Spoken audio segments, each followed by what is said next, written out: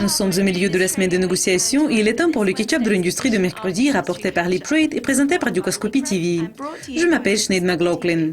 RBC Global Asset Management a annoncé le lancement du fonds d'échange des marchés émergents de RBC.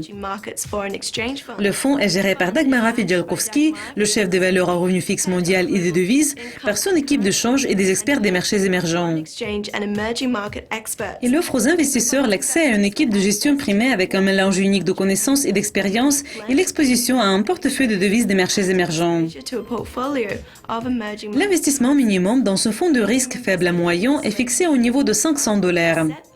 Selon Doug Coulter, le président de RBC Global Asset Management, RBC Global Asset Management, nous essayons toujours de répondre aux besoins changeants de nos clients en leur offrant des possibilités d'investissement nouvelles et novatrices.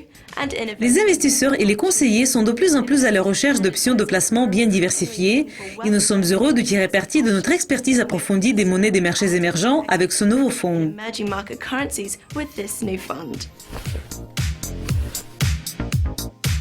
London Metals Exchange Clear, la chambre de compensation pour le marché de London Metal Exchange, a annoncé qu'elle peut maintenant accepter le renminbi offshore comme une garantie en espèces éligible en vigueur immédiatement. Cela suit l'approbation réglementaire pour l'initiative de la Banque d'Angleterre.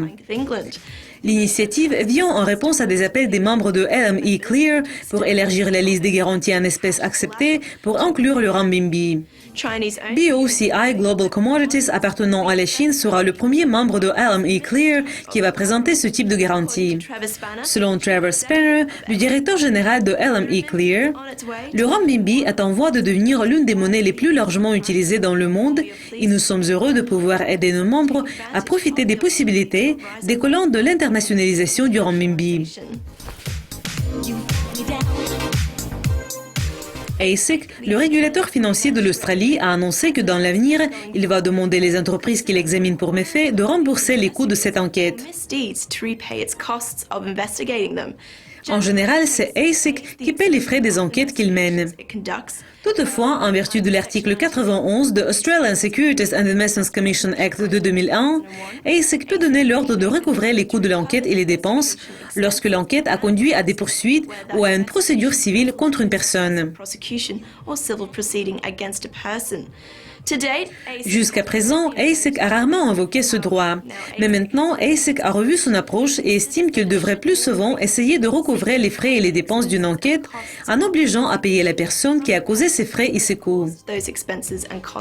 La nouvelle approche sera applicable aux enquêtes à partir du 29 juillet 2015, ainsi qu'à certaines enquêtes commencées avant cette date.